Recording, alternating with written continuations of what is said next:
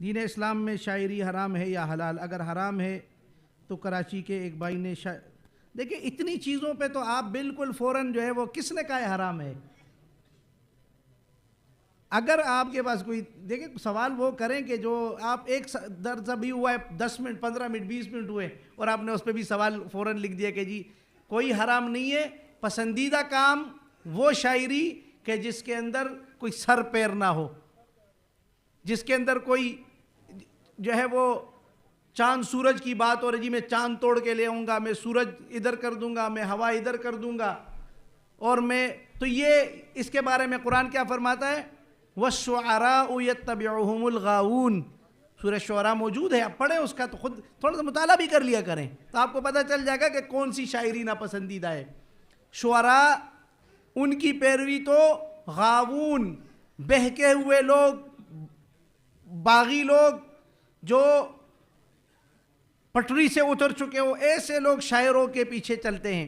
الم تر انہم فی کل واد یہیمون، کیا تم نہیں دیکھتے کہ یہ شاعر جو ہیں یہ ہر وادی میں منہ مارتے ہیں، ہر تھالی کا ذائقہ چکھتے ہیں۔ آپ دیکھیں بہت سارے شاعر ہیں، جس شاعر کی آج تقریر آپ نے شعر سنا ہے جس کو شاعر مشرق کہا جاتا ہے، اس کی اگر آپ شاعری پڑھیں گے تو توحید پر ایسی شاعری ملے گی، اسی کی آپ شاعری دیکھیں گے تو تصوف میں بھی ایسی شاعری کرے گا۔ یہی شاعر ہے جو شکوہ بھی لکھتا ہے اور جواب شکوہ بھی لکھتا ہے، تو یہ ہر تھالی میں منہ مارنے والے شاعروں کی ایسی بات۔ تو کوئی ایسا شعر بہار ہو کہ خزاں لا الہ الا اللہ، اس میں کیا ایسی بات ہے؟ نبی صلی اللہ علیہ وسلم کے دور میں صحابہ جو ہے وہ شعر پڑھا کرتے تھے۔ حسان بن ثابت رضی اللہ عنہ کا ذکر ملتا ہے کہ وہ شعر پڑھا کرتے تھے۔ صحابہ کی جو جنگ احد میں،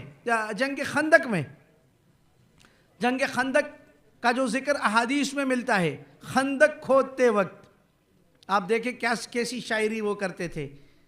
خندق کھودتے وقت بھوک پیاس کا عالم ہے، تکلیف ہے، پہاڑ اور پتھر توڑ رہے ہیں، اور الفاظ کیا ہے؟ نحن الذین بایعوا محمدا علی الجہاد ما بقینا ابدا، ہم وہ لوگ ہیں۔ اب دیکھیں یہ شعر ہی ہو گیا، نحن الذین بایعوا محمدا علی الجہاد ما بقینا ابدا، ہم وہ لوگ ہیں کہ جنہوں نے محمد صلی اللہ علیہ وسلم کے ہاتھ پر بیعت کی ہے، کس بات پر؟ علی الجہاد ما بقینا، جب تک زندہ ہے جہاد کرنے کے لیے۔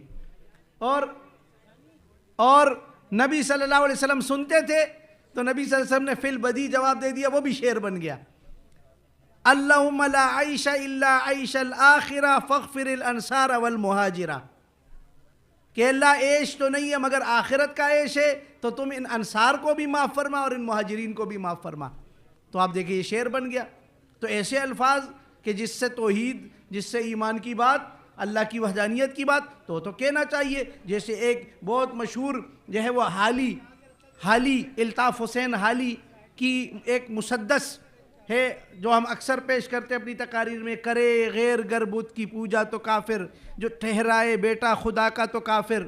تو یہ آپ دیکھیں توحید پر اس نے کہی ہے، تو اس کو پیش بھی کریں گے، یہ تو مطابقت میں ہے۔ تو شاعری جو ہے وہ اس طرح حرام نہیں ہے، اور بہت ساری مثالیں بھی ہیں احادیث میں شاعری کی، جیسے انا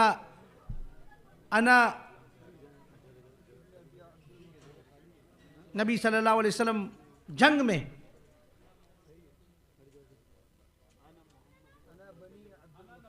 بالکل انا ابن عبد المطلب، میں عبد المطلب کا بیٹا، جنگ میں دیکھیں یہ بھی سکھایا ہے۔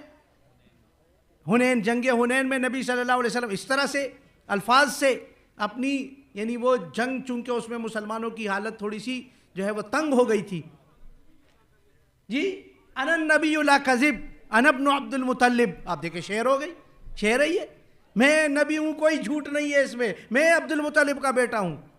تو یہ اعلان تھا لوگوں کے سامنے کہ دیکھو میں جگری سے کھڑا ہوں، بے جگری سے لڑوں گا۔ تو یہ اس طرح کی چیزیں بہرحال تھوڑی سی جو ہے وہ سد پیدا کریں معاملات میں۔